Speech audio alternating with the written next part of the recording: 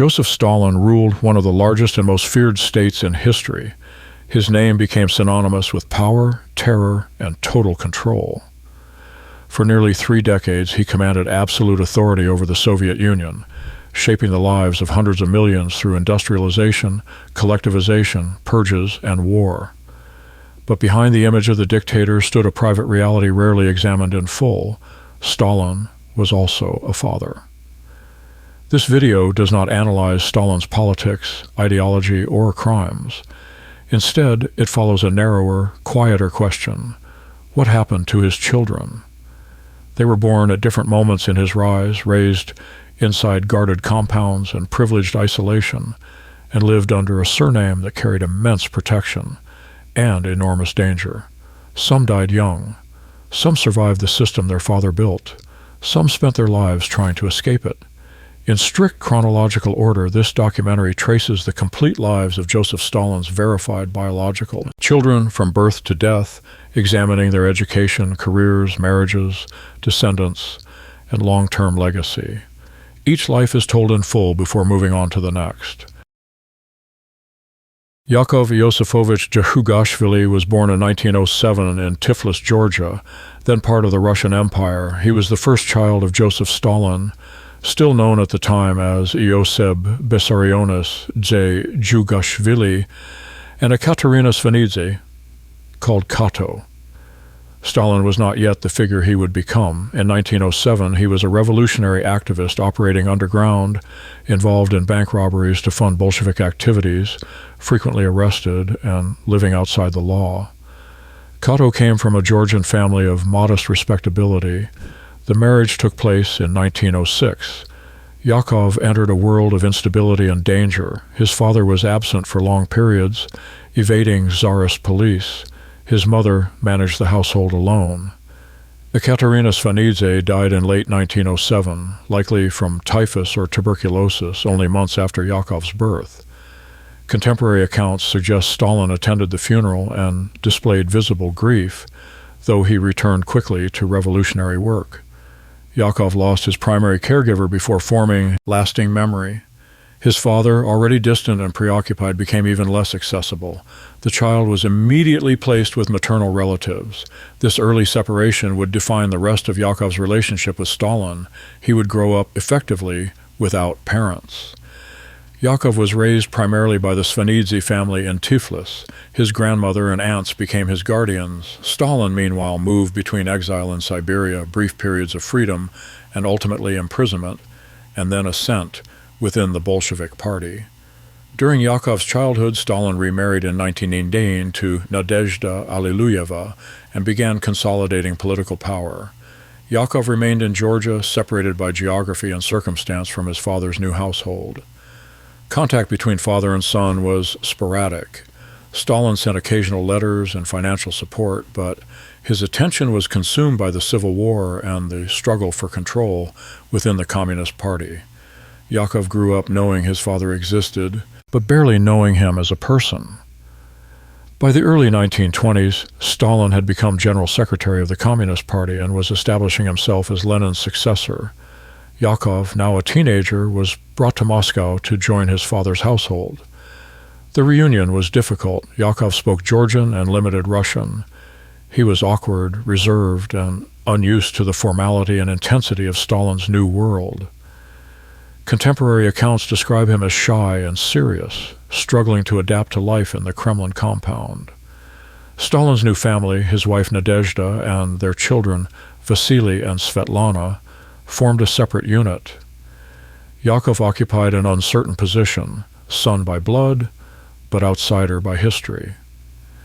Yakov attended technical schools in Moscow, pursuing engineering studies. He was not academically exceptional, but demonstrated steady competence. His education was unremarkable by the standards of Soviet elite youth. He sought to establish himself through practical skill rather than political connection. Unlike other children of high officials, he did not join the party apparatus or seek visible roles. He remained on the periphery of his father's world. By the late 1920s, Yakov had completed basic technical training and began working in minor industrial positions. His career trajectory was modest. He lived quietly, avoided attention, and attempted to build a life independent of his surname. Those who knew Yakov described him as introverted and melancholic.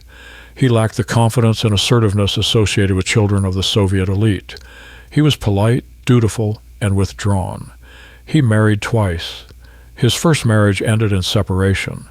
His second marriage to Yulia Meltzer produced a daughter, Galina, born in 1938. The marriage provided some personal stability, but Yakov remained emotionally isolated. Stalin's opinion of Yakov was dismissive. He reportedly considered his eldest son weak and disappointing. The psychological distance between them was vast. Yakov occupied a permanent position of disfavor. With the outbreak of World War II in 1941, Yakov was conscripted into the Red Army. He held the rank of senior lieutenant and served in an artillery unit.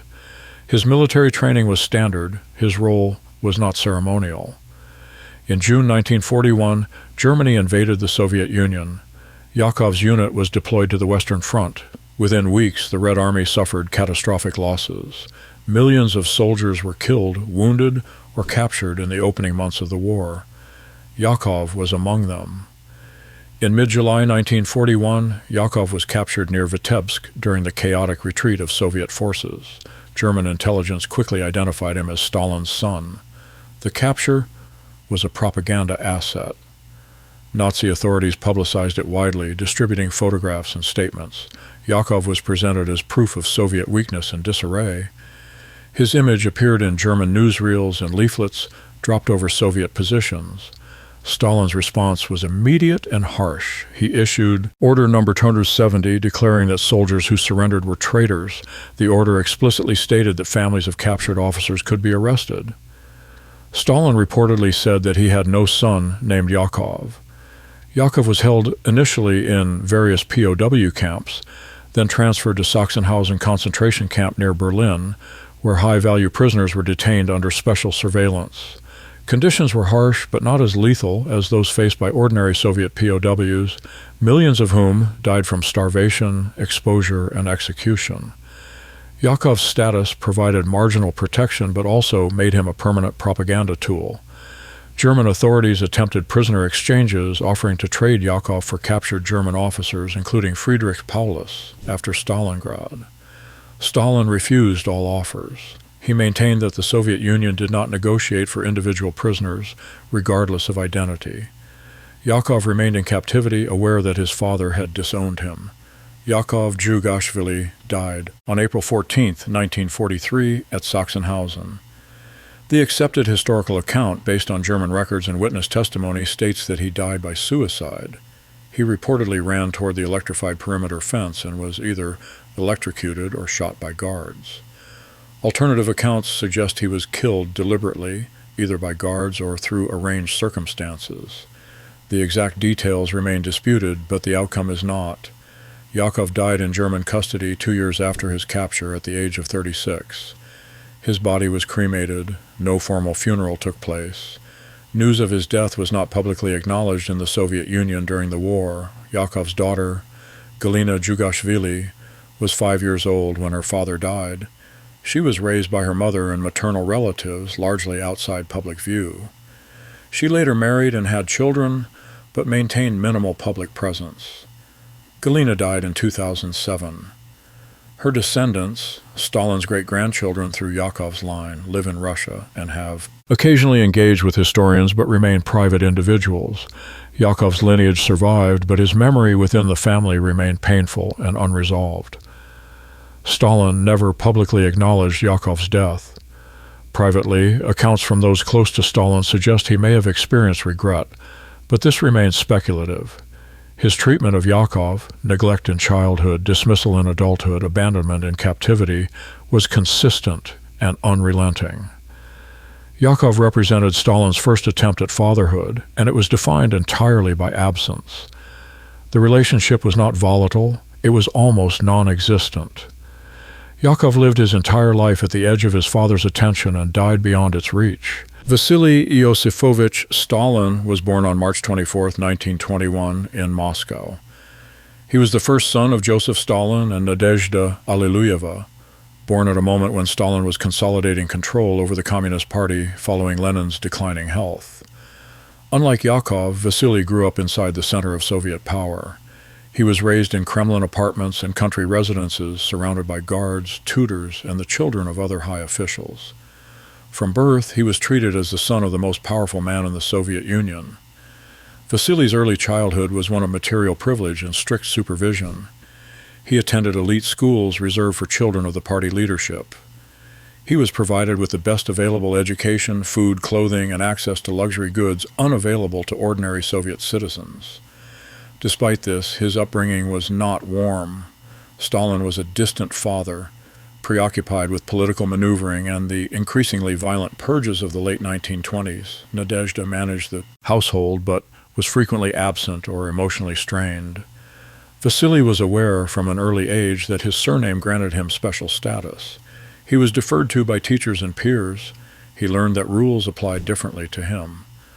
On November 9, 1932, Nadezhda Alliluyeva died from a gunshot wound in the Kremlin apartment. The official cause was listed as appendicitis, but it is widely accepted that she died by suicide following a bitter argument with Stalin during a public dinner. Vasily was 11 years old. The death was traumatic and immediate. The household was reorganized. Stalin withdrew emotionally even further, delegating much of the children's supervision to staff and relatives. Vasily's behavior began to change. He became more reckless, more aggressive, and more willing to exploit his father's name. The loss of maternal oversight removed the last moderating influence on his upbringing. Through his teenage years, Vasily developed a reputation for arrogance and entitlement. He struggled academically, not due to lack of ability, but lack of discipline. Teachers were afraid to fail him. He learned quickly that his surname offered protection from consequences. He was involved in fights, destroyed property, and drank alcohol at a young age. He showed little interest in serious study. His father's attempts at discipline were inconsistent, alternating between harsh criticism and indulgence. By the late 1930s, as Stalin's purges intensified and millions were arrested, Vasily moved through life entirely insulated from the terror surrounding him. He saw power, but not its human cost. Vasily developed an early interest in aviation, the glamorous and elite branch of the Soviet military. In 1938, he enrolled in aviation school at Kachinsk, beginning flight training. He was a capable pilot. Multiple accounts confirm that despite his other failings, Vasily had genuine skill in the cockpit. He completed training and received his commission as a lieutenant in the Soviet Air Force. Aviation offered Vasily a domain where competence mattered. He took pride in his flying ability and sought to distinguish himself in a field where his surname alone could not guarantee success. Vasily's military career progressed at an extraordinary pace. By the time of the German invasion in 1941, he was already a senior officer. During the war, he commanded various air regiments and divisions. His promotions were accelerated by his connection to Stalin, but he did see combat. He flew missions, was present at the front, and participated in major operations. Whether his command decisions were sound remains debated. Subordinates were reluctant to contradict him, and his record was inflated by official reports. By the end of World War II, Vasily held the rank of Major General. He was 24 years old. Vasily married 3 times. His first marriage, to Galina Burdonskaya in 1940, produced a son, Alexander, and a daughter, Nadezhda. The marriage was unstable. Galina later accused Vasily of domestic violence. They divorced. His second marriage, to Kapitolina Vasilyeva, also ended in divorce.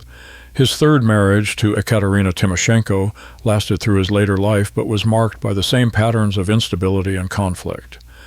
Vasily fathered multiple children, but his relationships with them were distant. He was frequently absent, consumed by military duties, social obligations, and increasing alcoholism.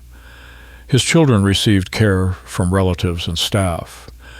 Vasily's drinking became notorious. He hosted lavish parties, crashed vehicles, and engaged in public altercations.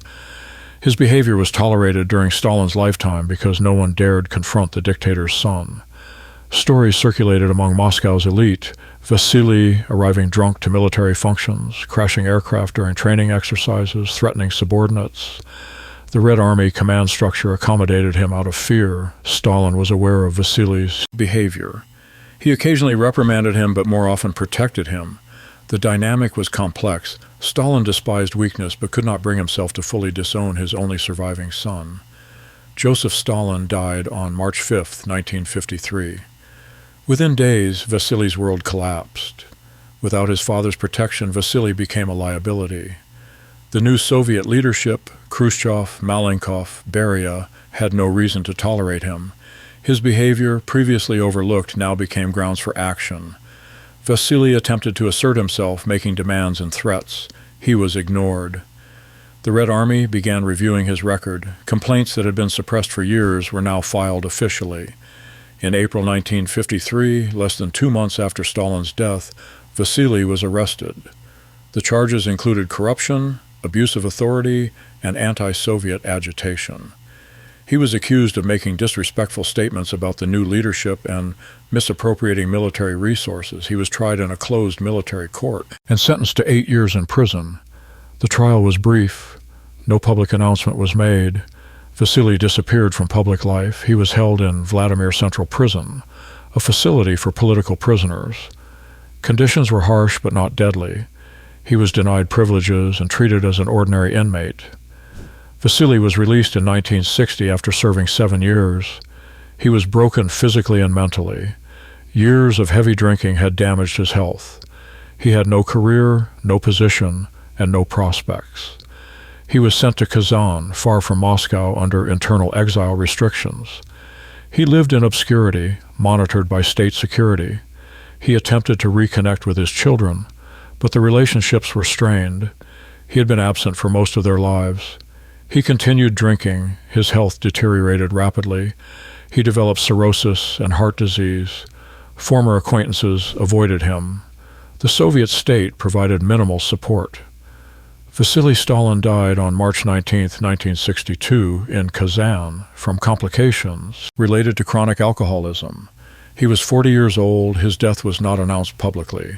He was buried under the name Vasily Vasilyevich Dzhugashvili, not Stalin, in a Moscow cemetery. The funeral was small and unofficial. No state representatives attended. His death marked the end of Stalin's direct male lineage.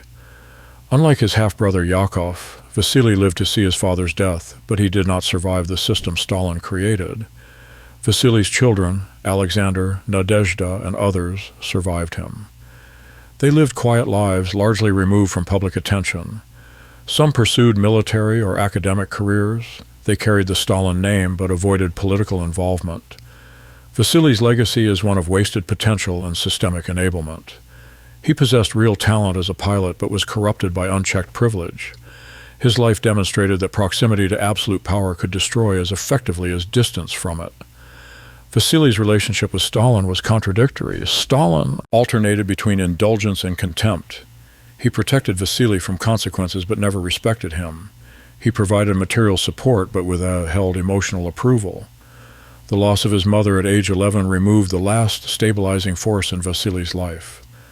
Nadezhda had attempted to impose discipline and normalcy.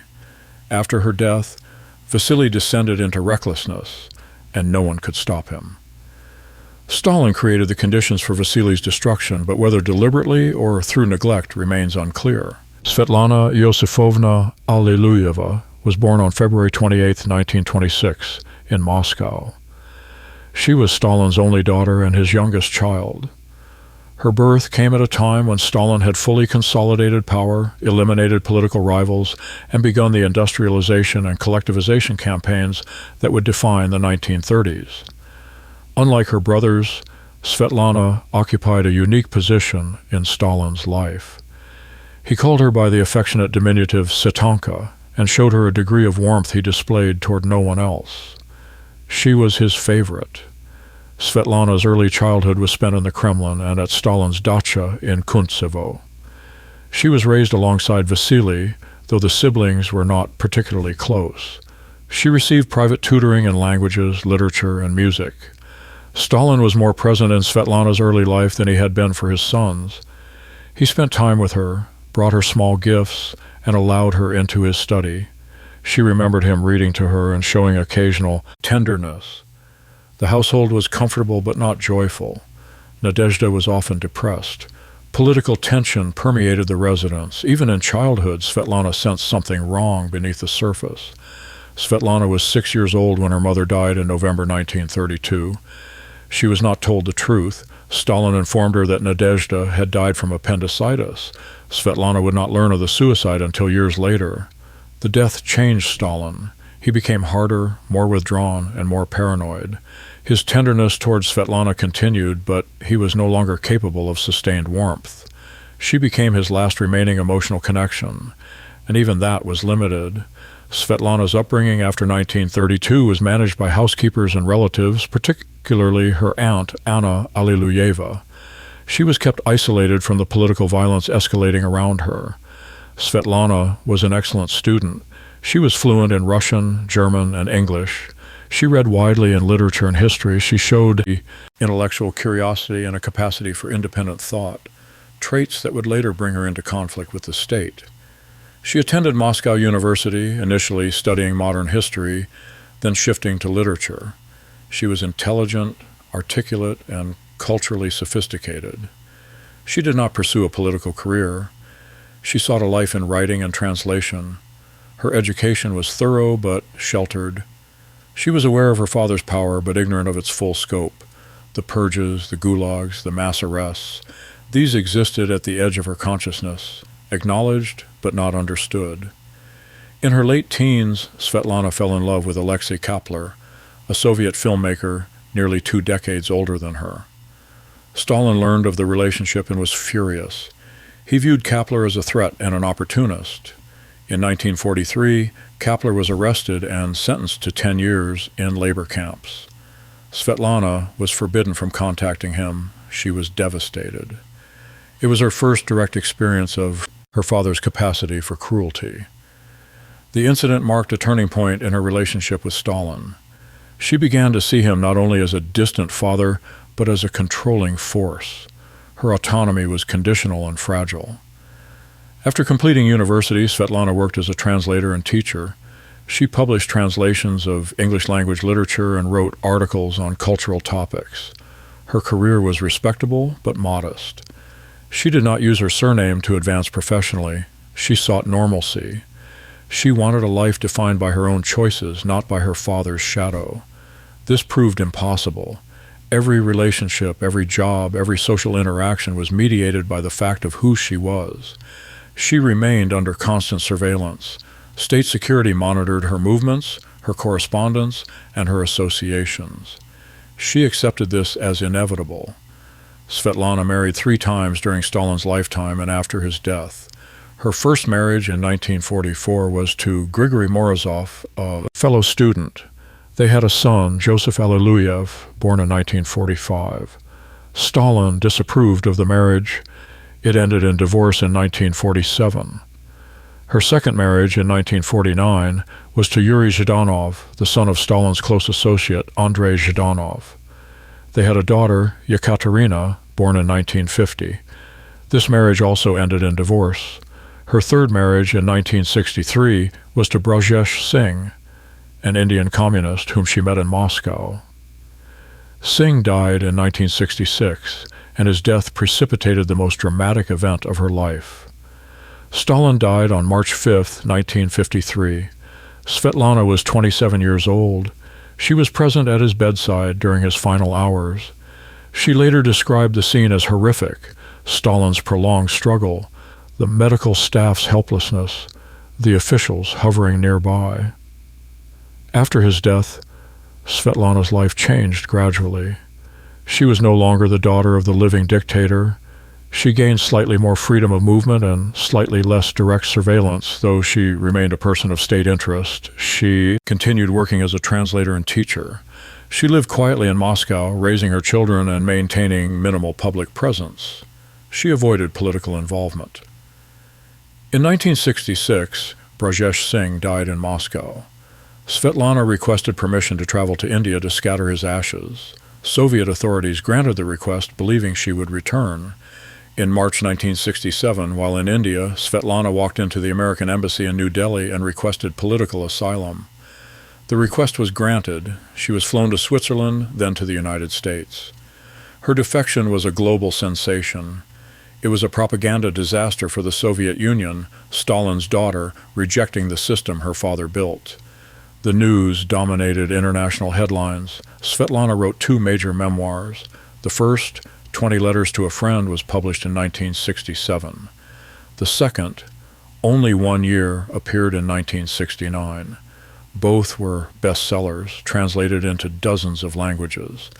The books were remarkable for their honesty. Svetlana described her father's coldness, his cruelty to those around him, and her growing awareness of the system's brutality. She did not defend him. She sought to understand him and ultimately failed. She became a public figure, granting interviews and appearing on television. She was articulate, intelligent, and haunted. She spoke about her father with a mixture of sorrow and revulsion. Svetlana's post-defection life was unstable. She lived in the United States, married an American architect named William Wesley Peters in 1970, and had a daughter, Olga, in 1971. The marriage ended in 1973. She struggled financially despite the initial success of her books. She moved frequently: Arizona, California, England. In 1984, in a move that shocked observers, she returned to the Soviet Union, claiming homesickness. She was granted residence but remained marginal. By 1986, she left again, returning to the United States. She spent her final years in Wisconsin, living in modest circumstances. She changed her name multiple times, seeking anonymity.